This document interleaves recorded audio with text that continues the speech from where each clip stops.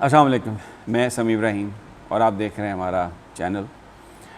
बड़ी अहम एक डेवलपमेंट है, बड़े तरीके से पाकिस्तान में लोगों के ज़हनों को मुतासर करने की कोशिश की जा रही है। और इशू क्या है?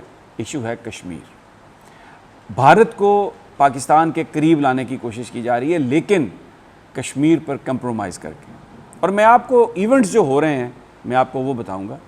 और बिलावल भुट्टो जो हमारे वज़ीर ख़ारजा हैं वो ये बातें कर रहे हैं जो परेशान करने वाली बात है कि जो उनकी गुफ्तगू है उससे लगता है कि वो नून लीग से ज़्यादा भारत के साथ तिजारत के लिए मरे जा रहे हैं। जो मियाँ मोहम्मद मनशा कह रहे थे कि बिहाइंड द सीन गुफ्तगू हो रही है, तिजारत हमें करनी है। और इसके अलावा और भी पाकिस्तान में जो ताकत के सरचश्मे हैं वो लोग भी यही कहते हैं कि जी इकोनॉमिकली रेलेवेंट होने के लिए हमें भारत के साथ तिजारत की ज़रूरत है। बिल्कुल ज़रूरत है भारत के साथ तिजारत की, इस असूली मौक़िफ़ की कोई भी मुखालफत नहीं करता। लेकिन क्या जो हमारी बुनियाद है भारत के साथ झगड़े की, जो एक फ़ंडामेंटल इशू है, जो 47 की तकसीम का अनफिनिश्ड एजेंडा है, उस पर हम अपने कश्मीरी भाइयों को अबैंडन कर दें? मैं आपको बताता हूँ कि हो क्या रहा है। बिलावल भुट्टो साहब ने इंस्टीट्यूट ऑफ स्ट्रेटेजिक स्टडीज़ में एक तकरीर की है। ये बात मैं आपसे हवाई नहीं कर रहा।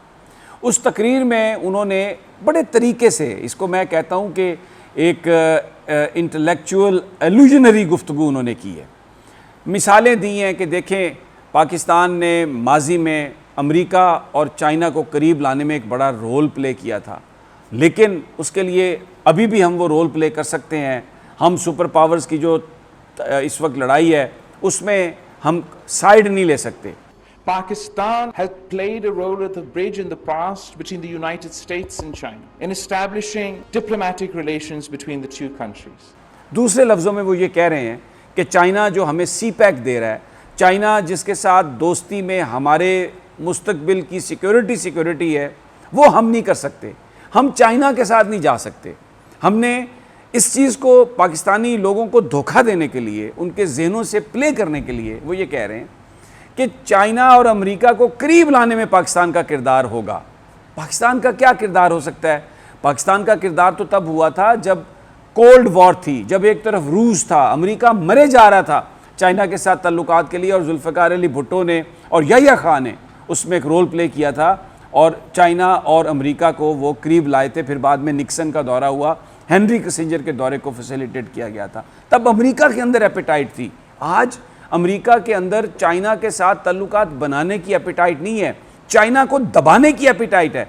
तो बिलावल भुट्टो आके पिछली बात करके इसे कहते हैं एक इंटेलेक्चुअल डिसऑनेस्टी, एक वो बात कर रहे हैं जो उनको भी पता है कि ये बात गलत है।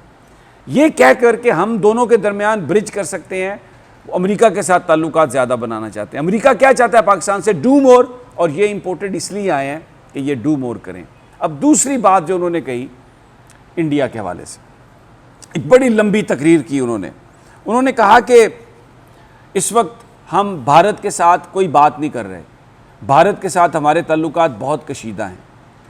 लेकिन मैं एक सवाल ये कर रहा हूँ कि अगर पाकिस्तान इस पोजीशन में होता कि भारतीय हुकूमत से, भारतीय लोगों से डायरेक्टली हम बातचीत कर रहे होते, तो क्या हम ज़्यादा तौर पर हम मुतासर नहीं कर सकते थे? और फिर उन्होंने मिसाल दी और ये कहा कि अगर पाकिस्तान और भारत के दरमियान तिजारत हो रही होती, अगर पाकिस्तान और भारत के दरमियान इक्तसादी जो सूरत हाल है, जो ट्रेड है, वो बहुत ज़्यादा होती, तो फिर क्या हम भारत को इन्फ्लुएंस नहीं कर सकते थे? Do we achieve our objectives, whatever they may be it Kashmir, be it the rising Islamophobia, be it the Hindutva sort of supremacist nature of the new regimes and governments in India? Does it serve our objective? That we have practically cut off all engagement. That I, as Foreign Minister of Pakistan, as the representative of my country, not only don't speak to the Indian government, but I also don't speak to the Indian people. And is that the best way to communicate or achieve? If India's economic integration with Pakistan and Pakistan's economic integration with India was at such a point,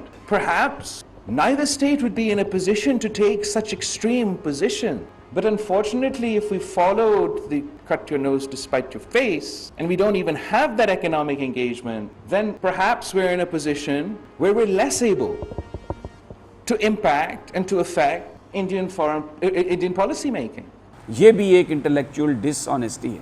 ये thought भी एक एल्यूजनरी thought है लोगों को धोखा देने के लिए। और वो जो मियाँ मोहम्मद मंशा कहते थे कि जनाब बस अब मोदी किसी भी वक्त पाकिस्तान आ सकता है, बिहाइंड द सीन बात हो रही है और हमें तिजारत करनी चाहिए। और शहबाज शरीफ ने आते ही एक ट्रेड कमिश्नर वहाँ पे लगा दिया जो 4 साल से पोस्ट खाली थी, क्योंकि भारत ने कश्मीर पर जो यूनिलैटरली उसकी खसूसी हैसियत को ख़त्म किया, अपने अंदर जम कर लिया और कश्मीर के अंदर जो हिंदुस्तान के दूसरे इलाकों से लोगों को लाके वहाँ पर आबाद करने का अमल शुरू कर दिया। कश्मीरियों की जो प्रॉपर्टी है वो डंडे के ज़ोर से, लालच के ज़ोर से ख़रीदना शुरू कर दी ताकि वहाँ पर जो मुसलमान अक्सरियत है उसको अक़लियत में बदल दिया जाए, बाहर से लोग ज़्यादा लाए जाएँ। तो पाकिस्तान ने भारत के साथ ताल्लुकात ख़त्म कर लिया। ज़रूरत किस चीज़ की थी और ज़रूरत किस चीज़ की है कि पाकिस्तान दुनिया को जाके बताए कि ये कर रहा है भारत मुसलमानों के साथ और कश्मीर के साथ। लेकिन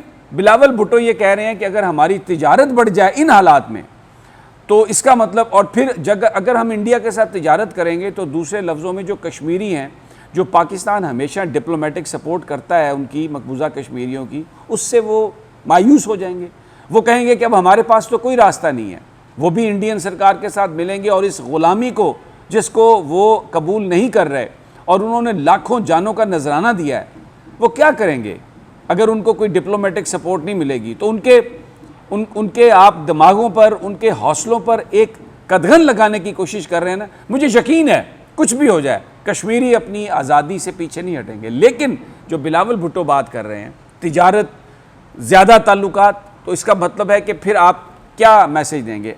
अब जो वो कहते हैं कि सिर्फ तिजारत से ही हम इन्फ्लुएंस कर सकते हैं, ये बात गलत है। देखें 1973 में या 72 में शिमला माहिदा हुआ जिसमें यह तय किया गया कि दोनों ममालिक आपस में मिलकर यह बात तय करेंगे। उस वक्त पाकिस्तान एक न्यूक्लियर पावर नहीं था। सूरत हाल यकसर तब्दील हो गई है। ज़रूरत किस बात की थी कि आप दुनिया में जाएं, यूनाइटेड नेशन में जाएं, सिक्योरिटी काउंसिल में जाएं, जहाँ पे चाइना बार बार आपके कहने पर इस मुद्दे को उठाता है कि जनाब ये जो शिमला माहिदा था ये 70s में किया गया था। पाकिस्तान उस वक्त एक न्यूक्लियर स्टेट नहीं था और हमने सोचा कि अपने गुफ्तगू के ज़रिए हम ये मामला हल कर लेंगे। लेकिन जिस तरीके से भारत ने जुल्म सितम किया, जिस तरीके से उसकी स्पेशल स्टेटस को ख़त्म कर लिया है, अब दोनों ममालिक के दरमियान इस मामले पर स्टैंड ऑफ है और अब 72-73 वाली सिचुएशन नहीं है, क्योंकि पाकिस्तान एक न्यूक्लियर पावर है। अगर हमारा और भारत का मामला कश्मीर पर बिगड़ गया तो ये पूरी दुनिया का अमन ख़तरे में पड़ जाएगा।